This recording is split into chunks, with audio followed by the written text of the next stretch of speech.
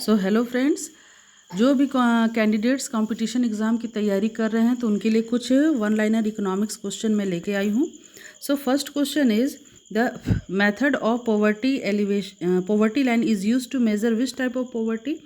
तो देखिए, विच type of poverty जो है, दो तरह का पॉवर्टी है, एक एब्सोल्यूट पॉवर्टी और एक रिलेटिव पॉवर्टी। ठीक है, रिलेटिव पॉवर्टी जो है कंपैरिजन के लिए किया जाता है कि किस रीजन में कैसा गरीबी है, किस रीजन का क्या गरीबी का पोजीशन चल रहा है। ठीक है, MPCE stands for monthly per capita expenditure. ठीक है, ये पॉवर्टी से रिलेटेड है। Question number 3, who introduce the concept of jail cost of living. ये है दादा भाई नौरोजी। ठीक है, ये जो है, जब भारत का जब संघर्ष चल रहा था, है ना, इंडियन नेशनल मूवमेंट चल रहा था, तब उन्होंने जो है भारत में गरीबी का जो है ना, आकलन किया था। ठीक है, क्वेश्चन नंबर 4 है, which category of poor may be classified as churning poor and occasionally poor. देखिए, चर्निंग पुअर कभी वो गरीबी में जाते हैं फिर गरीबी से वापस आते, कभी जाते हैं कभी वापस आते। ठीक है, और ओकेशनली पुअर जैसे कि ये फार्मर्स के लिए ज़्यादा कैटेगराइज्ड किया जाता है, तो इस तरह दोनों को जो सम करेंगे तो वो ट्रांजिएंट पुअर होता है। ठीक है, question number 5, which refers to the poverty of people in comparison to other people, region और नेशन। जब भी हम दूसरे लोगों से, दूसरे क्षेत्र से और दूसरे राष्ट्र से हम जब कंपेयर की बात करते हैं तो ऐसे पॉवर्टी को हम रिलेटिव पॉवर्टी कहते हैं। क्वेश्चन नंबर 6 है, national food for work programme, है ना, अनाज के बदले काम, ये जो है एम्प्लॉयमेंट जो है, किस टाइप का एम्प्लॉयमेंट है, वेज एम्प्लॉयमेंट प्रोग्राम है। ठीक है, ये वेज एम्प्लॉयमेंट प्रोग्राम है, यानी कि इसमें वेतन मिलता है। ठीक है, नेक्स्ट क्वेश्चन हम लोग देखते हैं, क्वेश्चन नंबर 7, मैच। इस देखिए, सारा ईयर जो है आपको याद करना होगा, जैसे कि मैंने इसमें 2-3 ईयर दिया हुआ है। Study group found by the planning commission for poverty 1962, ये हमेशा रिपीट होता है candidates. Task force on projection of minimum needs and effective consumption demand 1979। Mahatma Gandhi national rural employment guarantee act, ये 2005। जनधन योजना 2014, जैसे पीएम मोदी पावर पे आए थे तो उन्होंने सबसे पहले जनधन योजना का ही शुरुआत किया था। ठीक है, in which year national food for work programme was launched, ये है 2004। ठीक है, 2004 की बात है। Question number 9, when was national social assistance programme initiated. ये था पुअर लोगों के लिए, पुअर और ओल्ड वोमेन के लिए था, और जो बहुत ही सोशल एक्सक्लूडेड क्लासेस है, सोशल एक्सक्लूडेड यानी कि जो एकदम डेस्टिट्यूट है, ठीक है, बहुत दरिद्र लोग हैं, उनके लिए ये प्रोग्राम स्टार्ट किया गया था। क्वेश्चन नंबर 10 देखते हैं, when the number of poor is estimated as the proportion of people below the poverty line, it is known as head count ratio. It is very very important friends, इसको एकदम आप ये देख लीजिएगा कि head count ratio जो है, कभी कभी पूछा जाता है ये किससे रिलेटेड है, पॉवर्टी अनएम्प्लॉयमेंट या पॉवर्टी अनएम्प्लॉयमेंट हो गया, या दूसरे कुछ ऑप्शंस दे दिए, तो आप जो है ये पॉवर्टी पे ही टिक करेंगे। ठीक है, question number 11, in which 5 year plan recognise the importance of human capital, है ना, मानव के द्वारा, मानव संसाधन या मानव को मानव से जो हम कैपिटल अर्न कर सकते हैं, जिसको ह्यूमन रिसोर्स भी कहते हैं, उसे वो कब आया था, 7th 5 year plan. 7th 5 year plan बहुत इंपॉर्टेंट है, इसको आप एकदम दिमाग में रखेंगे। ठीक है, और यह ह्यूमन कैपिटल उसी वक्त आया था। क्वेश्चन नंबर 12 है, right to education was enacted in which year, it is 2009। और ये किस वर्ष के बच्चों को दिया जाता था, 6 to 14 एलिमेंट्री एजुकेशन। ठीक है, एलिमेंट्री एजुकेशन जिसको कहते हैं। ठीक है, 6 से 14 वर्ष के बच्चों को जो है free education, free and compulsory जो है दिया जाता था। ठीक है, question number 13, how much educational cess has been imposed by the government on all union taxes. सभी को बजट में अपना 2% का जो व्यय है, यानी कि एक्सपेंडिचर है, वो आपको शिक्षा में खर्च करना ही करना है, क्योंकि शिक्षा से ही भारत का, है ना, भारत का उत्थान होगा, डेवलपमेंट होगा, ग्रोथ होगा, सोसाइटी इम्प्रूव करेगा। ठीक है, question number 14, Education Commission 1964-66 has recommended that at least how much percent must be spent on education. It is very important. ये है एजुकेशन कमीशन 1964-66 में कितना परसेंट जीडीपी, 6% ऑफ जीडीपी, ये होगा 6% ऑफ जीडीपी। जीडीपी का 6% आपको जो है शिक्षा में खर्च करना ही है, ठीक है। Question number 15, which committee appointed by the Indian Government in 1998 estimated an expenditure of around rupees 1.37 lakh crore over 10 years to bring all Indian children in the age group 6 to 14 years under purview of the school education. तो ये था तापस Majumdar committee, ये NCERT में भी इसका उल्लेख है, आप देख सकते हैं बुक में, ठीक है। Question number 16, which is the apex bank of agriculture, NABARD, और ये कब हुआ था? 1 जुलाई 1982 में, ठीक है। नाबार्ड का जो है ये गठन हुआ था और ये एपेक्स बैंक है फॉर एग्रीकल्चर, और नेशनल बैंक इसका फुल फॉर्म भी आता है friends, national bank for agriculture and rural development, ठीक है। Question number 17, name the project initiated in the Tamil Nadu to train women in latest agricultural techniques. देखिए ये तानवा है और इसका फुल फॉर्म भी आपको याद रखना है, ठीक है। तमिलनाडु में कौन सा जो है प्रोग्राम जो है स्टार्ट हुआ था, ठीक है।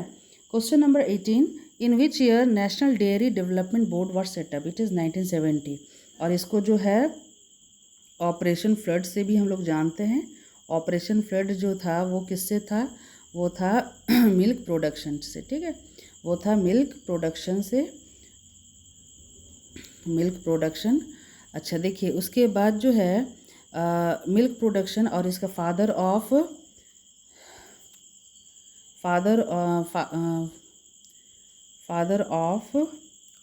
ऑपरेशन फ्लड किसको कहेंगे? फादर ऑफ ऑपरेशन फ्लड जो है वो है वर्गीस क्यूरिन, ठीक है, वर्गीस क्यूरिन, ये आपको याद रखना है। फादर ऑफ उसी तरह से ग्रीन रेवोल्यूशन है भारत में MS स्वामीनाथन, ठीक है। नेक्स्ट हम लोग देखते हैं friends the scheme of micro finance. देखिए micro finance is extended through self help group SHG। आज जो है ये कंसेप्ट कहाँ से लिया गया है? बांग्लादेश से लिया गया है। ये बांग्लादेश में क्या हुआ था? बांग्लादेश में जो है ग्रामीण बैंक का स्थापन हुआ था, ठीक है, ग्रामीण बैंक में। और अभी के जो वहाँ पे जो है MD यूनुस है ना, MD यूनुस को उन्हों का ही कंसेप्ट था कि ग्रामीण बैंक को जो है सेल्फ हेल्प ग्रुप से यानी कि माइक्रो फाइनेंस से हम इसको डेवलप करें, और इस वजह से उनको जो नोबेल प्राइज़ भी मिला था, ठीक है। नेक्स्ट क्वेश्चन हम लोग देखते हैं, question number 20, which refers to a situation when the economy is able to produce more goods and service without proportionate increase in employment opportunities. ये ऐसा है कि ये जो है ना आजकल के नौजवान जो लोग कंपटीशन की तैयारी तो कर रहे हैं लेकिन उनको जॉब नहीं मिल रहा, पढ़े लिखे हैं और बहुत मतलब कि इतना ज़्यादा मतलब कि भ्रष्टाचार और इसके वजह से है ना लोग जो बहुत तरह से जो मानसिक तनाव में जो जूझ रहे हैं, जिसे कहते हैं जॉबलेस ग्रोथ। आप तो देख रहे हैं हर किसी के पास तो आईफोन है, हर किसी के पास बाइक है, सब कुछ है, लेकिन एक जॉब की कमी है ना।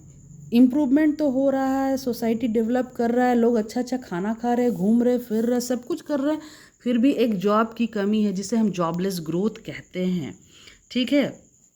क्वेश्चन नंबर 21 हम लोग देखते हैं, labour force minus work force equal to unemployed people, ठीक है।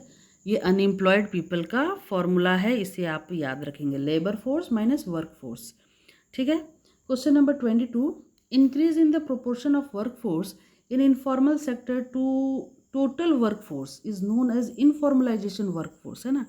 अभी देखिए लोग जो है सबसे ज़्यादा जो है इनफॉर्मल सेक्टर में ज़्यादा काम कर रहे हैं, ठीक है। इनफॉर्मल सेक्टर में काम करने की वजह से इस चीज़ को कहा जाता है, इनफॉर्मल सेक्टर में काम करते हुए भी वो भी फिर दूसरा काम और भी करना है, तो इसको इनफॉर्मलाइजेशन हम लोग कहते हैं, ठीक है। क्वेश्चन नंबर 23 हम लोग देखते हैं, most of the disguised unemployed person are in India are found in agriculture sector, ठीक है। इंडिया का आई बड़ा होना चाहिए भाई, है ना।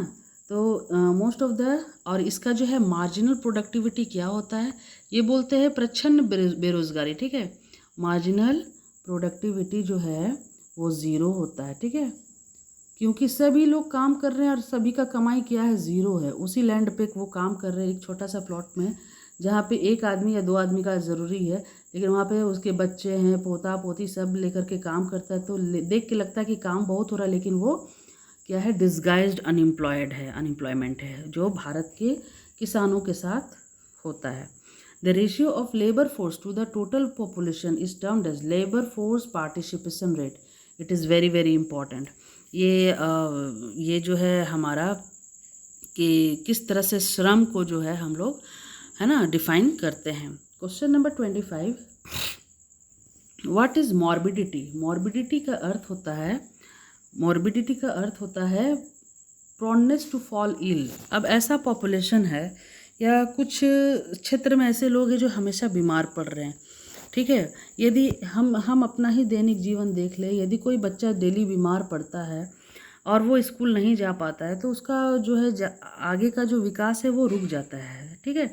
तो हमें हेल्दी और स्किल्ड पॉपुलेशन चाहिए, ठीक है। Question number 26, which sector has the largest share in the total consumption of commercial energy. देखिए कमर्शियल में इंडस्ट्रियल सेक्टर है, ठीक है।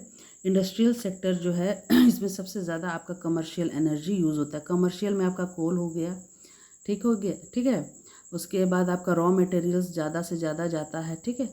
तो कमर्शियल एनर्जी इसमें आपका इंडस्ट्रियल सेक्टर काफ़ी कंज्यूम करता है। Question number 27, opportunity cost of negative environmental impacts are very very high. आज भले ही पेड़ कितना भी, है ना, पेड़ कितना भी कट जाए, ठीक है, आपको घर चाहिए ही चाहिए, ठीक है। ये चीज़ आप समझ रहे हैं, है ना। तो जो नेगेटिव इन्वायरमेंट के लिए आपको इन्वायरमेंट का कोई फ़र्क नहीं पड़ रहा है, ठीक है। आप सोच रहे हम एसी खरीद लेंगे, हम कुछ भी खरीद लेंगे, लेकिन इसका अपॉर्चुनिटी कॉस्ट जो इम्पैक्ट है वो हमारे ऊपर हाई ही होता है। Question number 28, Montreal protocol was signed in which year, 1992। ये जो था, ये क्या था कि ग्लोबल वार्मिंग की वजह से जो ओजोन होल हो रहा है ना, यानी कि क्लोरोफ्लोरोकार्बन की जो हमारा फ्रिज से, एसी से जो रिलीज़ हो रहा है, तो ये काफ़ी हद तक जो है ग्लोबल वार्मिंग बढ़ा रहा है। और ये जो है प्रोटोकॉल साइन हुआ था 1992 पे, ठीक है। क्वेश्चन नंबर 29 हम लोग देखते हैं, the government setup central pollution control board in which year, it is 1974। Central pollution ये सबसे ज़्यादा एक्टिव है दिल्ली में। दिल्ली में तो आदमी जो सांस भी ले रहा है ना, उसमें अभी एयर इंडेक्स आ जा रहा है कि कार्बन मोनोऑक्साइड इतना % है, ऑक्सीजन इतना % है, कार्बन डाइऑक्साइड इतना % है, ठीक है। क्वेश्चन नंबर 30 में हम देखते हैं, India is well known for its Ayush. ये आयुष का है, आयुर्वेद, यूनानी, होम्योपैथी और आपका इसका देख लेना है, भूल जा रही हूँ मैं। Treatment with about how many species of plants which have medicinal property. देखिए 1500 ऐसे प्लांट्स का उसको वेरीफाई किया गया, रिसर्च किया कि हाँ इसमें मेडिकल गुण है और ये बड़े से बड़े इलाज को, बड़े से बड़े बीमारी को भी ठीक कर सकते हैं, ठीक है।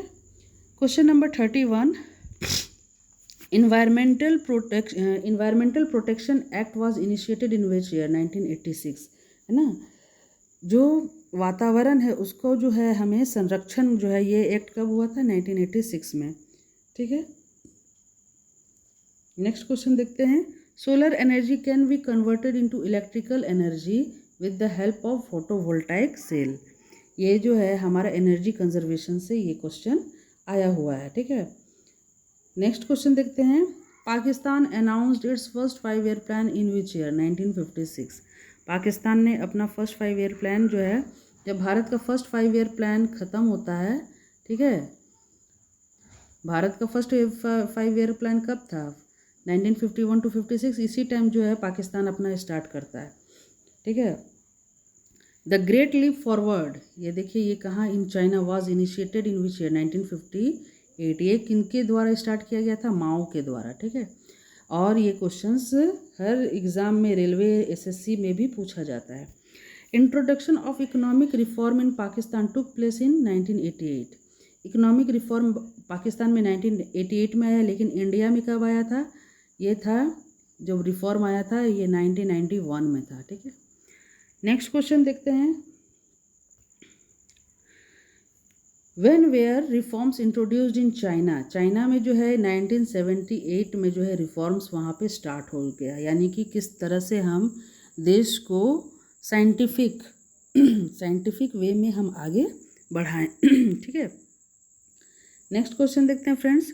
What is commune system of farming. देखिए, in China communes were started under which people use to cultivate land collectively. बच्चों को और जितने भी जवान लोग हैं सबको जाना है गांव में, और सभी को जो है फार्मिंग एक्टिविटी करना है। उनको ये नहीं ये करना है कि हम सर्विस सेक्टर में है तो हम लोग सुपीरियर है, वो इंडस्ट्रियल सेक्टर में है तो वो थोड़ा सा कम है। नहीं, वी ऑल आर इक्वल। वो सोशलिस्ट कंट्री है और वो अपना सोशलिज्म दिखाता है, ठीक है। Great proletarian cultural revolution started in which year. It is in 1965। So friends, ये मेरे तरफ से इतने सारे क्वेश्चंस मैंने तैयार किए आप लोगों के लिए। सो फ्रेंड्स, आई होप कि आपको ये सारे क्वेश्चंस बहुत अच्छे लगे होंगे, और इतना मैंने किया है तो प्लीज़ लाइक और सब्सक्राइब तो बनता है। तो please just like and subscribe my channel and share to near and dear one. Thank you for watching.